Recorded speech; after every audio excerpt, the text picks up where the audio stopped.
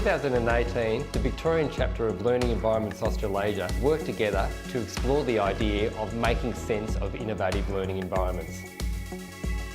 Through our monthly site visits, we set out to shed light on how a range of learning spaces are being used. At 3 of these site visits, we created short films to share these learnings with a wider audience. And this story presents the highlights of those 3 visits. We've been working with Coatesville Primary School over the last 8 years, and we've seen some really great transformation in the learning that's happened over those 8 years.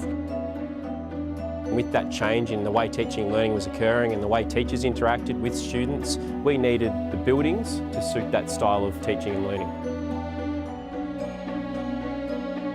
There comes a sense of openness and open-mindedness, a sense of being self-directed. Our students are so proud of their buildings, it makes a big difference in their lives and they want to come here.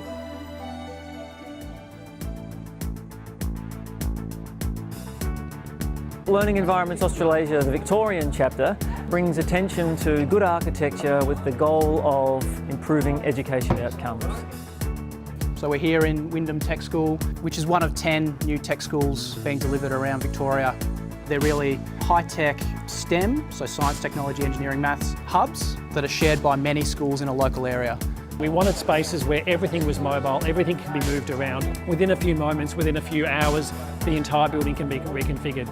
Normally spaces, especially in education institutions, are just a space that you come in, you sit down and you learn within the space. What we're trying to do in this space is really have the space interact with the learners.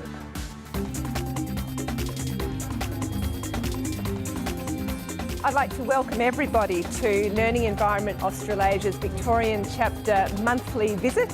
This month we're visiting Hazel Glen College, which is really the centre and heart of this new greenfield community. What we've got here is something that is absolutely a showcase for state education. It is absolutely brilliant, and the important thing has been at the stages of planning, we've been able to have input into that as part of a planning team. The learning spaces are open, but they're also can be closed off or interconnecting. They're absolutely massive and they can hold so many students. At the end of the day, this is about making sure that it actually works. We encourage you to check out these case studies on our website or through the social media channels.